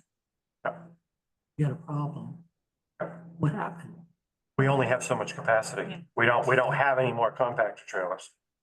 They're about $150,000 a piece. So if we want to have enough on hand to deal with that one weekend a year, we're gonna have to spend $150,000. We just don't have enough room. Like you just can't, there's so much, people buy everything online. It all comes with boxes. And they just load the stuff right up. I mean, it is what it is. Unless we want to make it, I'm not trying to dismiss your concern. I'm just trying to say that we either need more capacity at the transfer station or these things are just going to happen. Like we can't, there's no trash hauling on Christmas or on Christmas Eve for the most part. People have to, we don't haul our own trucks, so we can't call people in on overtime to haul trucks away. We only have so many trailers. That's gonna be a big discussion when you guys talk about your budget, because one of them is completely out of commission now. The floor is totally rotted out of one of the compactor trailers. So we can't use it anymore. So when they fill up, they're full. Yeah, well, it was good that the message was sent out. I think people probably, if they looked, they wouldn't have loaded up their cars and headed to the transfer station. Right, and I mean, obviously, when things like that happen, I hear it just as much as you folks do. They call in and text in and send it, nasty notes to the town office staff and everything else. Yeah. But it's just, there's only, it's unfortunate, I do understand, but it's not I will defend Tony, it is not a lack of planning, it's just we don't have the capacity for the amount of trash that's getting thrown out down there. Way the holidays, but, I mean, Right, we can't do it. It's kind of the perfect storm where Christmas was on a Wednesday Right. and they weren't open. Right. They have been So open. then- Right, Christmas was everybody on went, Monday. everybody went in the same couple of days. It's Friday. If the holiday falls a little different, we probably won't have that problem next year. Right, and I'll say that that's gonna be this, again, it's gonna be a discussion when you're going through public works budget. And Tony will tell you, just like I'll tell you right now, there is no way that there is this many people buying new mattresses in this Exactly. community. They are loading up. We are taking trash from all of our surrounding communities Yes. because our fees are too low. Yes. And we take everything. And we're filling up our demo dumpster and the taxpayers in this community are paying for it. Because we either don't have adequate fees or because we're taking too much stuff that we shouldn't be taking. So it's just, that's another thing. I mean, I got pictures on my phone from one Saturday. The demo bin is completely full and there's 12 mattresses sitting on the ground, 5 couches. I mean, there's no way that people are buying this much stuff in this town. It's crazy to go and see the amount of refuse. There is, Demo there that is, is generated in this town in Walesy. And it's true. People say, oh, well, They call- a mattress. I gotta get rid of this mattress. Will you take it to the dump to me since it's only costing $5? right, You know, and in my town, it's gonna cost me 40 to get rid of it. that's right. So, I mean, there needs to be. So that's another, a- when we get to the public works, when we get to the transfer station, we'll have that conversation too. I'm not trying to get us all sidetracked. No. But it's the same thing. I live in a community that has 1,000 more people than this one, and we do not have anywhere near the amount of trash that we're dealing with over at our transfer. And I know we have Wales too, so we're probably about equal, but it's not even close. It's the amount of stuff that we're taking here, and there's no way it's being generated from Monmouth or Wales. It's coming from all over the place. So it is what it is, and I think it's something that we need to discuss during the transfer station and the public works budget process, because I think things like shingles and things like that, because I know that a lot of people that work in that business, they will do a house In another town. and then they live here, they dump it here because it's cheaper. right, because it's inexpensive. It's less expensive to dump it somewhere. Yeah. Anyway, I don't want to get us on that right now, because we'll do that when Tony's in the room, because he can give us more detail about it, but we've had the discussion. I just want to prep you for all the fun you're gonna have when we get to his thing. Okay, I'm gonna do the 19th warrant because it wasn't read out loud. Albertson's Printing, transfer station stickers, $1,146. Allied Equipment, vehicle repairs for equipment at the Public Works Garage, $2,007. Blue Rock Earthworks Materials Transport, trash, $3,082.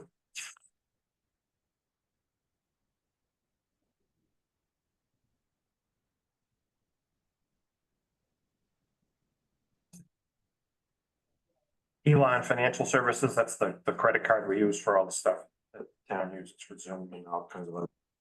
$1,980. There's a baby and oil, $10,763. That's number 2 fuel and propane for various buildings. Thermal Industries, demo removal for the transfer stations. See, it's a theme. $4,859. Yeah, right. Howard Builders stair replacement, is that for? That's at Cumston Hall. Oh, that comes to now, okay, I didn't recognize that. Fire exit on the Oh, okay. right-hand side towards the cemetery. Okay, sorry, I didn't recognize that. Again, it's December 19th, I see these things, but then it's like, what was that for? Lawson Products. Bolts for the plow trucks and other things to do with the plow equipment, $1,248.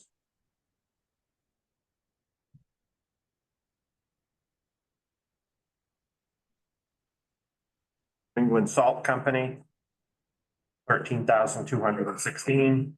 Nickerson and O'Day, $36,508. It's the old Academy project. Northeast Energy Apparatus, $1,893. Fire Department. Fire truck maintenance. Paul's Design Project, $2,065. He's the architect for the old Academy building.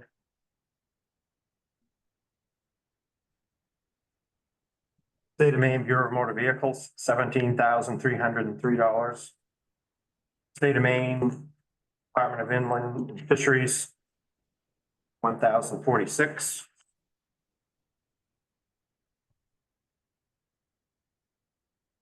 For a total of $119,619.07. Move on to second.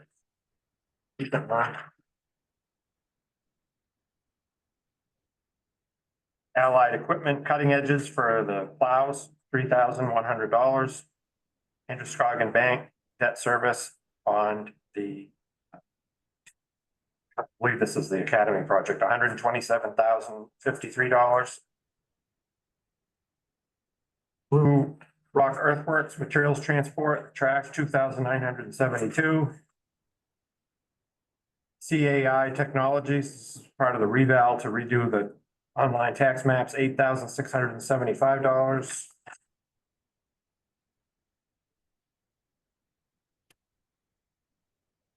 Creative Digital, this is for the taxpayer notice of the,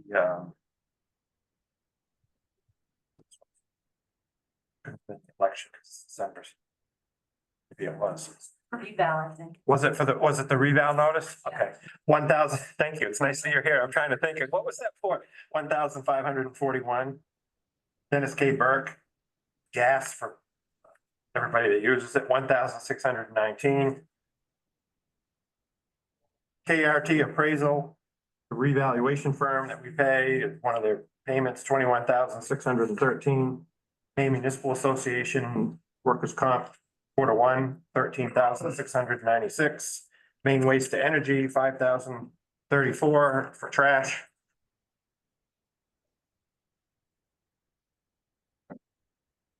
New England Salt Company, $10,197. Rinaldi Energy, that's our diesel supplier, 7,353. RSU number 2, 549,308. RKO, our auditor, for what they've completed so far on the 23 financials, 18,000. State of Maine Bureau of Motor Vehicles, 2,886. And Vision Government Solutions, which is our assessing software, 3,750 for a warrant total of $784,150.07. We need both of those in our motion, even though we signed the first one already. Yeah, I would appreciate it if you would just say December 19th and January 2nd, just so that I have it on I'll the use minutes. the numbers. I won't remember the names. Okay. I make a motion to approve warrant number 10 and number 11 of fiscal year 24-25. Motion by Chris, second by Mark to approve warrant number 10 and 11 for fiscal year 23, 24, 25. All those in favor? Thank you. I make a motion, we go, do something else? No, you go. Then we go into executive session pursuant 1 MRSA section 4056B, labor negotiations. Second. Well, the motion by Chris, second by Mark to go into executive session for labor negotiations. All